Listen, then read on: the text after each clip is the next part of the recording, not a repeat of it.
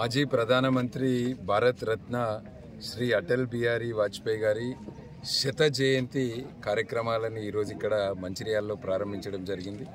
ఉదయము సేవా కార్యక్రమాలు, గిరిజన గుడాలలో దుప్పట్ల పంపిణీ కార్యక్రమము, అదేవిధంగా ఫోటో ఎగ్జిబిషన్, వాజ్పేయి గారి జీవితం మీద, వారి యొక్క జీవిత చరిత్ర మీద ఈరోజు ఇక్కడ ఫోటో ఎగ్జిబిషన్ ఏర్పాటు చేయడం జరిగింది.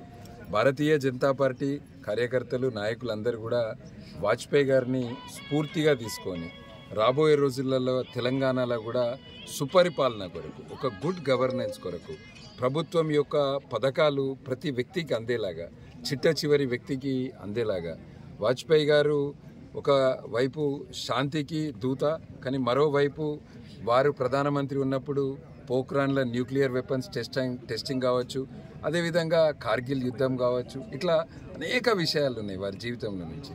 వాటన్నిటినీ కూడా స్ఫూర్తిగా తీసుకొని రాబోయే రోజుల్లో తెలంగాణలో కూడా భారతీయ జనతా పార్టీ బూత్ స్థాయి నుంచి పార్టీని నిర్మాణం చేస్తూ తెలంగాణలో కూడా భారతీయ జనతా పార్టీని అధికారంలోకి తీసుకురావడానికి మేము కార్యకర్తలందరం కూడా కృషి చేస్తామని తెలియజేస్తూ ఈరోజు వాజ్పేయి జయంతి సందర్భంగా మంచిర్యాలలో వాజ్పేయి మెమోరియల్ క్రికెట్ టోర్నమెంట్ని ఏర్పాటు చేయడం జరిగింది. దీనికి పెద్ద ఎత్తున 64 టీమ్స్ ఇక్కడ పాల్గొనడానికి రావడం జరిగింది. యువకులందరూ కూడా నేను కోరేది, వాజ్పేయి గారి జీవితాన్ని స్ఫూర్తిగా తీసుకొని ఒక సుపరిపాలన కావచ్చు, మిగిలిన అన్ని విషయాలలో కూడా వారిని స్ఫూర్తిగా తీసుకొని రాబోయే రోజుల్లో మనం అందరం కలిసి ఒక నవభారత నిర్మాణంలో మనం అందరం కూడా భాగస్వామ్యులు కావాలని మిమ్మల్ని అందరినీ కూడా కోరుతున్నాను.